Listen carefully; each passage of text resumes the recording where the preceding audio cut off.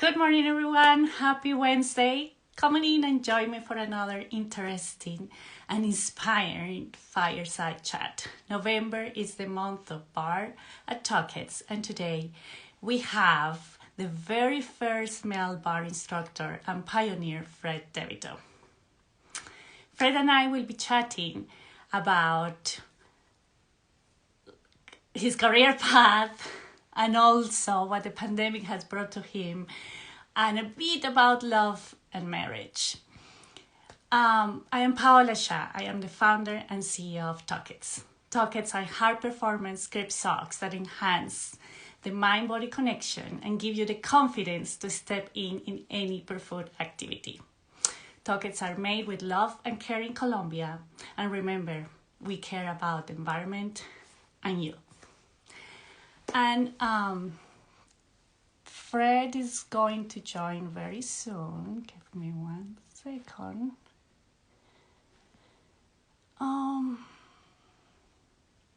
We're waiting for Fred to join.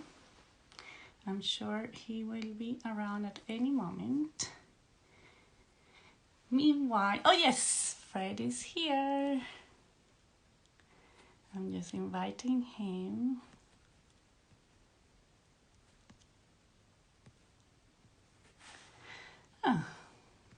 For some reason I cannot invite him. Fred, for some reason I cannot invite you. It's not working. Can you ask to join? Whoop.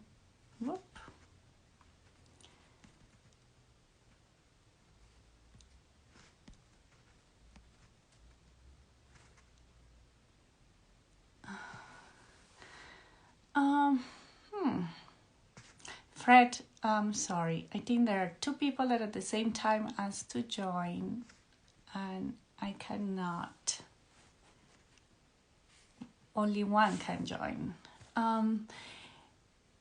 Shelly Lipton, can you please cancel your request to join? I think this is what is stopping us from having Fred DeVito, and I hope to have you another time, Shelly. Thank you. Yes. We're waiting for Fred. Thank you, Shelly. I appreciate that. Hi, Fred. Hi, Paola. How are you? How you doing? Very good. Happy to have you Good. today with us. So I was explaining before that November is bar month here at Tuckets. So we're kicking off our bar month with you, and then this is very exciting.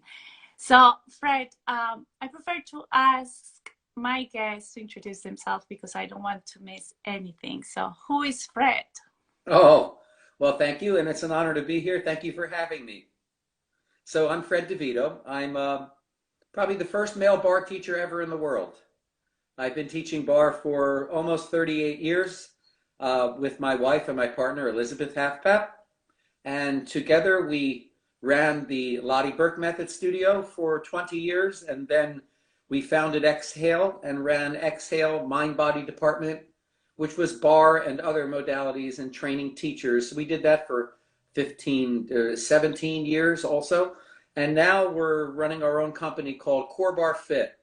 And it's a virtual bar class business. And yes, we're going to talk in more detail about that in a bit. But Fred, let's go back in a bit in time, and let's start with a bit of how you and Liz met. I think this is also kind of the beginning, the very, very beginning of the start, probably, of your path together in bar. Yeah, well, it started, we were high school sweethearts, which you don't really hear much anymore. I was a football player, she was a cheerleader, and we started to date in high school. And then we stayed together all through college. And after 7 years of dating, we got married in 1983. And yeah, so we chose not to have any children. We chose instead to focus on our work. We had beautiful black labs, which were our kids for a while. and we devoted our life to teaching. And that is my background. I was a Bachelor of Science in Education, in physical education. So my background is sports medicine and exercise science and physical education. So I learned at a very early age how to teach movement. And I started by teaching in the public school system. For about 4 to 5 years, I taught physical education and I coached a variety of sports um, to the middle school and to high school. And in addition to that, as you see behind me, my string bass, I was a working jazz musician for, right now it's close to 40 years as playing. I don't perform anymore, but I keep myself busy and use music as my outlet for creativity. And yeah, so that's where it started, probably in high school for me and Liz. Great. And then so Liz is a professional dancer as well, right? And then if I my information is right, so the Lotte Berg method asked Liz to join and help them to open a studio in New York City, or to launch in the US. And Well, yeah, she graduated from the Hartford School of Ballet. then, And upon graduating, she had to find work, and there's not much work in the dance world. So she answered an ad in the New York Times for the Lottie Burke method, looking for dancers to teach their technique. And she auditioned. She was hired. That was 1980. And she started to work there at the Lottie Burke method, New York City. And she did that for 3 years. And then they asked Liz to go to Los Angeles to open up a Lottie Burke method LA. And that's when she and I decided to get married and to move out west, where I continued to teach in the Catholic school system, physical education. And I was a working jazz bass player in LA for about a year. And then in 1984, we came back to New York City. Lottie Burke Method needed her in New York City, so we came back. And that's when I joined the Lottie Burke Method, was 1984. I see. And then what made you join? Especially because at that times in the 80s and something so new, it was more like a women world. Like males or men were not, let's say, very common in the ballet world. Yeah, well, if you take the gender aspect away from it, the exercises in the bar class are phenomenal. And me as a movement educator, I was very drawn to the exercises. I found them to be highly effective and I found them to be quite unique. And so it became a passion of mine to learn it, not only how to teach it, but how to do it. So I was a student of bar for quite a while before I actually started to teach the exercises. So I was 23 years old at the time, and I thought I was in good shape. Bar proved me wrong. It showed a lot of what I was lacking in my fitness routine. And that translated into the needs of the male client. Like, what are men lacking in their workout? Flexibility training, core conditioning. Most men will do weightlifting program and cardio, from my experience.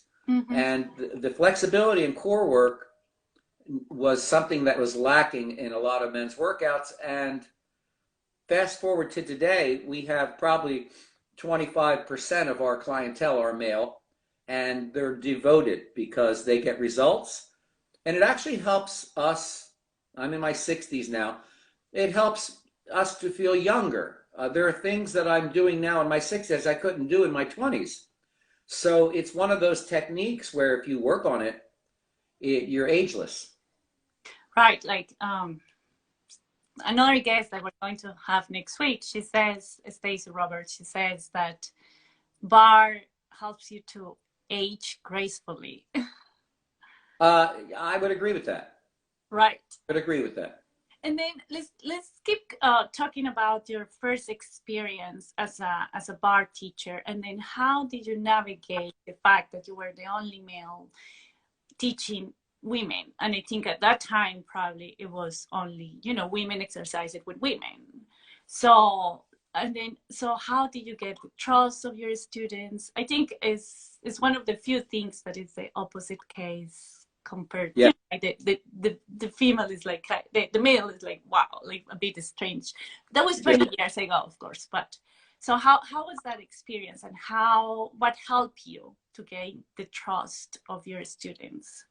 Well, it was tricky. I agree. It was tricky. When I joined the Lottie Burke method, they started in 71. I was now 83. So it was a good dozen years of female boutique fitness studio. The first boutique fitness studio, probably in the country, where they were doing unique exercise in small classes, not like a box gym or any other type of aerobic or Right. step where a lot of people in the class. These were small classes. They were very intimate classes because the bar technique has a lot of sexual connotation to it. And that's from Lottie herself, which is another story. But um, when I became involved, I started by actually running and working at the front desk of the Lottie Burke method. And even before then, I was behind the scenes doing all the ordering, payroll, the books, maintenance, everything that needed to be done behind the scenes. That was me. And then I worked at the front desk at Lottie Burke Method. Mm. So the women accepted me because I was Elizabeth's husband, and they deemed me safe. Lucky me. And so I worked at the front desk, and I was in charge of booking their appointments and collecting their money and making sure that everybody was, you know, in a good way. I sort of managed all of that for a good year before I stepped into the classroom. And when an opening happened in the teaching schedule, I was ready because up to that point, I was taking a lot of classes. And bear in mind, I was a movement teacher, so I understood how to teach movement to people, adults and children. So learning the technique, once I had it in my grasp, I then stepped in and started to teach bar classes at the Lottie Burke method. And then, so you taught there for several years, and then you two left and joined Excel Spa, right? And then, what was the reason to make that movement to leave and then join Excel Spa? Well, you know, the Lottie Burke method was a boutique fitness studio owned by a woman named Lydia Bach. Lydia Bach is the reason why I'm in this industry. She was my mentor, and Liz. We learned everything from her. Sometimes we learn what not to do as well as what to do, but we did learn a lot from her. And we reached a point where we understood what we had was really special. And now, up until this time, the Lottie Burke method was the only bar, they didn't even call it bar, but it was the only bar studio in the United States. There were no other licensees or franchises or anything like that. And a lot of it was because Lydia had non-compete contracts for all of her teachers, and she really held their feet to the fire with that. And they were intimidated and afraid to go out and start something on their own. Liz and I knew we had something special. We wanted to grow this, and we wanted to bring it to the masses. We knew we had an opportunity to share this with a lot of people, but Lydia was not interested in doing that. She had two studios, 67th Street, Madison Avenue, New York City. It was a townhouse, and Bridgehampton Barn, which is where all of her students went in the summertime. And that's where she followed them and opened up a studio in Bridgehampton and New York. And she was very content with that model, where Liz and I were getting antsy to share this with more people. So the woman who started Exhale, the founder, Ann Beth Eschbach, approached us to start this business called Exhale to bring our world of bar and yoga under the same roof as spa therapies and healing services. And that became the model for Exhale. And the goal was to open 26 properties nationwide in 5 years. And so we looked at that as an opportunity to share this with the masses. So We took the offer, we made the leap of faith, we started Exhale, and it took longer than 5 years to get to 26 properties, but we did end up with 24, 26 properties across the United States and the Caribbean. And Liz and I were responsible for the movement program. I started to focus more on barre. She focused a little more on yoga. And together, we trained teachers for every Exhale property around the country up until just a few years ago. And then, so during that time, what were the biggest challenges and how did you overcome them? Well, you mean in growing Exhale? In growing Exhale, yes. Well, and growing your own career there. Sure, sure. Well, our biggest fear was scaling this, to roll this out. We never did that before. We were always mom and pop. We were always under the one roof. Mm-hmm. We had very tight control of our teachers. We knew everything they were doing in the classroom. We monitored them. We trained them. We gave them feedback. We steered them to make sure that they honored the technique. When you grow something bigger than that, you have to trust that the people you empower are going to believe in it enough to do it justice and not just take it in another tangent mm-hmm. and off the reservation, so to speak. So that was our biggest challenge. And we started our first property outside of New York City was in Boston. Mm-hmm. And we put a team together there. We made frequent trips there to train teachers. And we got that program rolling. And we were successful and gave us the impetus to go to the next city, which was Chicago. And then go to the next city, which was Dallas. And little by little, we used the same rollout model to hire teachers, to hire leaders who became the trainers of those teachers, and to oversee it. Now, this was before the day of video or Zoom or this, Instagram Live. So we never really could watch the teachers teach so much unless they would actually video them and send us video. And we did that. But we had to travel a lot to go and do teacher trainings, workshops at the various properties of Exhale. So the travel was challenging, rolling it out was challenging, hiring the right teachers who represented it well was challenging. But we managed to do a successful job. For a good 10 years, we were the highest revenue driver for Exhale, and the business kept growing year after year. Wow. And then, in few words, how can you explain that success? What did you do that now, when you look back, you think it's like, oh, it's because of this or that we were really successful? Did you do something in particular now? Do you realize that there was something in particular that helped you to gain that success, or something that you didn't do as well? Well, very good question.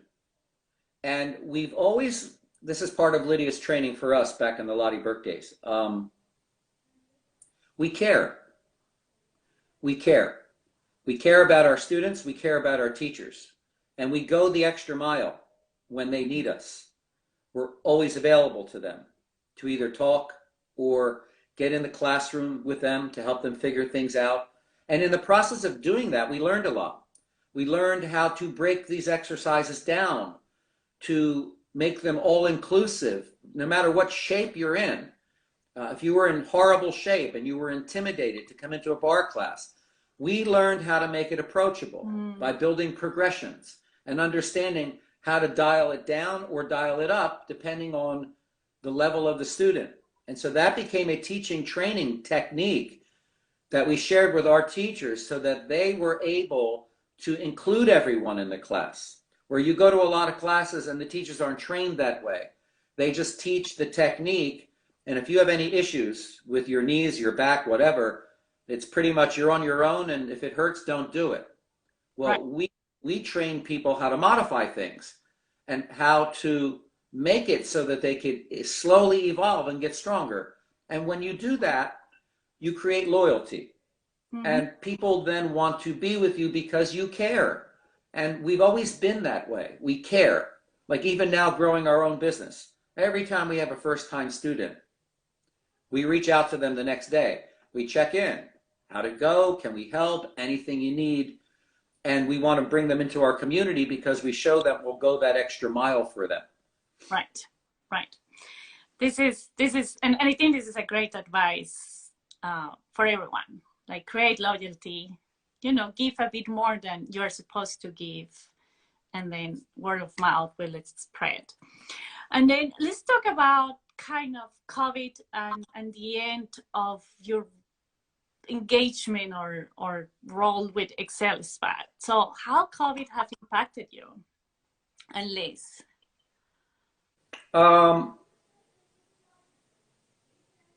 Say that again, that question. The question is about how the pandemic has impacted you and Liz.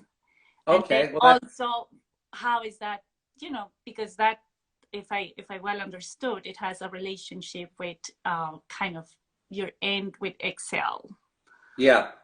Well, a year ago, September, let me back up 2 years ago, Hyatt acquired Exhale. Mm-hmm. And when Hyatt acquired Exhale, we became part of a major corporation. And when that happens, sometimes the energy changes from corporate involvement, where the personal value, like Liz and I were founders of the program, we were cornerstones of the program. All of the teachers, we had a part in most all of their training, one way or another. And we were constantly giving them power in order for them to grow our program. And a year ago, September, Hyatt decided that that Liz's job should be eliminated for budget cuts and reasons like that. And she was offered a teaching role, which she declined because it was a step back for her. And so she departed from Exhale last September and went on her way to reinvent herself in this industry. Mm-hmm. And she was busy doing that, starting to get her feet wet with various companies and situations. And when the pandemic hit back in March, Exhale had to shut down all its properties nationwide. No more indoor classes. My role as the corporate teacher, trainer, and lead became diminished by half. Mm. So my responsibility was half, my salary was half, my time available was the other half. And Liz and I, we had an apartment in New York City, and we have a small home here in Bridgehampton where I'm currently sitting. And we moved out here. We left the city mid-March. It was just too scary to be there and no reason to be there when we had this home. So we transplanted ourselves here in mid-March. Now I'm working part-time for Exhale, and I have another half of my day free. And also I needed to earn. And so Liz was busy teaching on Zoom private instruction. She was working with a lot of privates, and she got the hang of Zoom and how to teach fitness on Zoom. And it was very archaic back in March. We've grown so much since then with the technology and the technique. Amazing. But we decided in early April, why don't she and I team up, put a free class out there on Eventbrite, throw it out to the community, our way of giving back to the community in this time of struggle. And we announced that we'll be teaching a free class on a Sunday, and within 10 minutes, we had 100 people signed up. And so we opened it up to 300 people, and within a half hour, the class was full with the waiting list growing. Wow. So we realized that, we got something here, that people want to be with us. So we taught the class. It was hugely successful. We gave people an opportunity to let us know if they would like more of this, and many responded back they would. We put a small schedule together, and we team taught bar classes on Zoom in early April. And so I went to Exhale, very transparent, And I said, Liz and I have started this because they knew Liz well, of course. Mhm. We're founders of Exhale. So we said, we're going to do this. This is working. People, and really was a way of giving. We didn't really charge in April. We did donation based.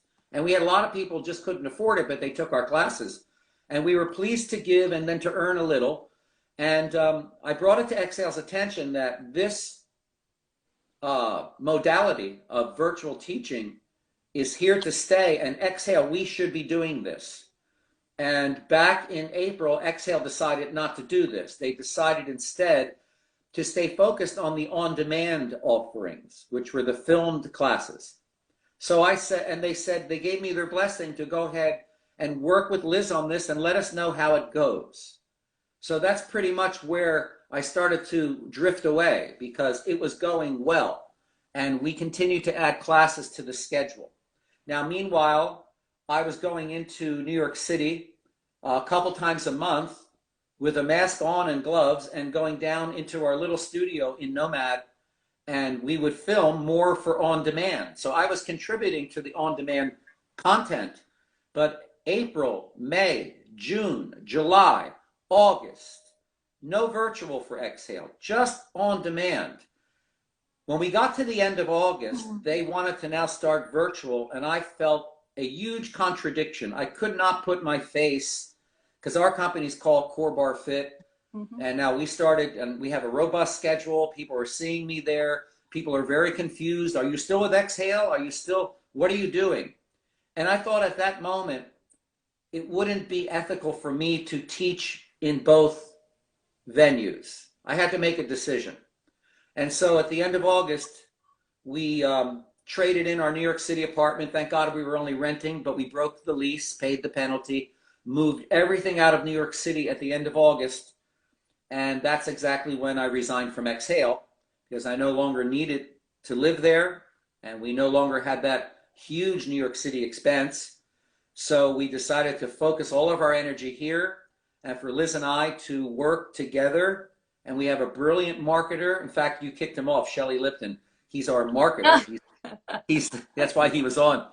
He's the Yeah, guy that I couldn't get both. I mean, two. that's okay. I'm sure he'll jump on if he wants to. But the point is that with Shelly, and we've known Shelly for 30 years. He's been a loyal friend of ours for so many years, and he's a brilliant man in marketing. He's created and sold many marketing businesses. He really knows what he's doing. He's our advisor, and he takes care of all of the things we need to do to grow this program.